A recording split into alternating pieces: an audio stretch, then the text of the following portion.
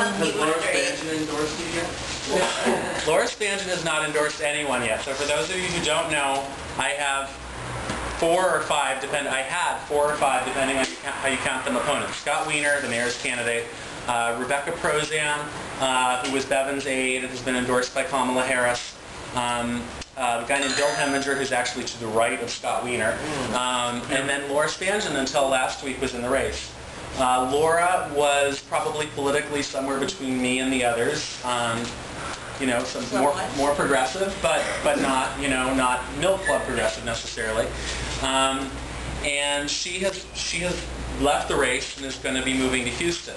Big question in the air is, will she endorse, and who does she endorse? And there's sort of there's two things tugging at her. On the one hand, probably her values, I like to think, are probably a little closer to mine than the other candidates. On the other hand, Laura, I think, really strongly would like to see more women on the board of supervisors, and there is still a woman in the race, Rebecca Prozan. So I don't know how that's going to cut or where she's going to end up, but, you know, I'm working on it. So let's take a few questions. I saw some hands go up. I guess I'll start over with Denise. So there's this big controversy right now about the sit-lie law and the police chief and the being the force driving it, maybe, something bigger than Gavin Newsom, of us trying to control the masses, so to speak, the huddled masses. So what's your position on dealing with the homeless issues from both sides of the fence? From the conservatives, they want blood, they really do. They do.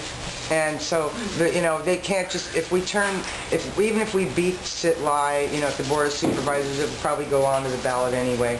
But what's your feeling on that, anyways? Well, I oppose sit-lie. I oppose sit-lie. But I will tell you, it will pass in my district if it makes it onto the ballot, as Care Not Cash passed and as the aggressive panhandling measure, Prop M, passed.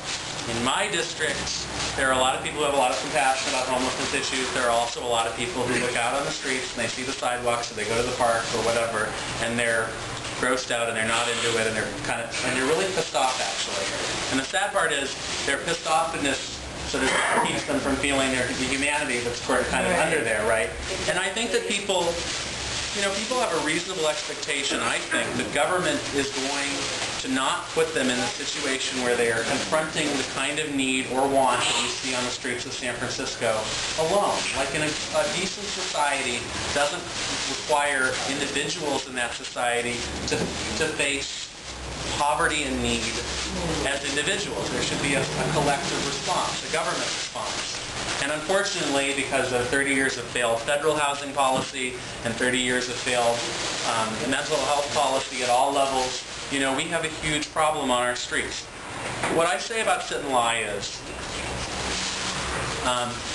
the police chief says that it will make it easier for him to move people along in areas that become problem areas for the neighborhood. And they particularly point at the area, Standing in Haight, as an area where neighbors feel particularly threatened, or where they're just not feeling comfortable, and where they want a more aggressive police presence. If you point out to people that here's a statistic I heard at the Mental Health Board a couple weeks ago when I was there. The national standard for acute psychiatric beds, what you think you might need for a population of 100,000, is 50 beds. That's what the American Psychiatric Association, I think, says we need. If you're the national average in the United States, we don't have an adequate social safety net, and it's not 50, it's 37, nationally. In San Francisco, we have 15 acute psychiatric beds for every 100,000 people. And the second part of my question actually is, would you work to change the city charter so we can elect a police chief? Oh, that's an interesting question.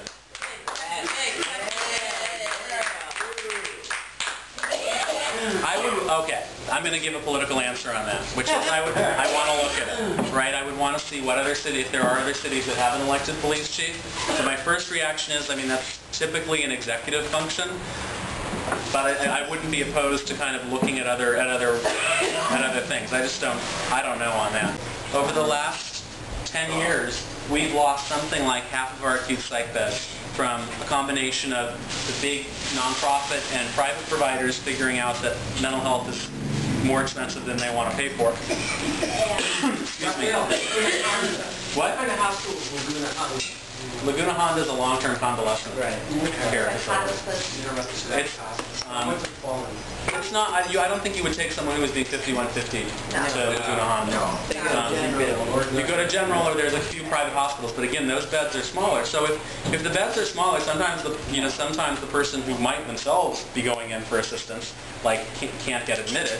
Sometimes the police are taking someone in and they can't get that person admitted. And if someone is in an acute psych bed, the pressure to get that person out of the bed, out into the world, is enormous. And maybe that person isn't stabilized. Maybe that person is still in a place where the world's real scary and there's a lot going on, and you put that person out into some unstable situation, that person is going to cause problems, and it's going to cause problems for themselves and for neighbors. So if you are a resident of the Castro or Twin Peaks or Noe Valley, and you feel like your sidewalks are out of control, well they are, but it's not just that we need police to enforce our existing laws against having people on sidewalks. It's that we need all sorts of things like enough psych beds, and we need, if you're not happy about the belligerent little 22-year-old bothering you on Haight Street, is that belligerent little 22-year-old a queer kid who's maybe a little messed up, and maybe because that queer kid can't find a reasonable place to spend the night?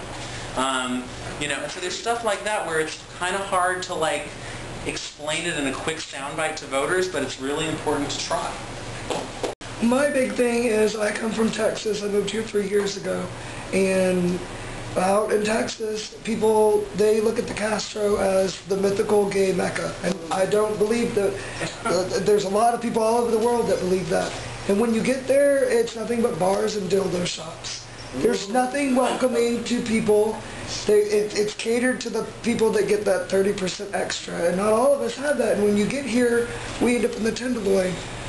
So what can we do to make Castro more realize that it's not just the city San Francisco Castro, that it's also every gay person in Lithuania is Castro too, you know what I mean?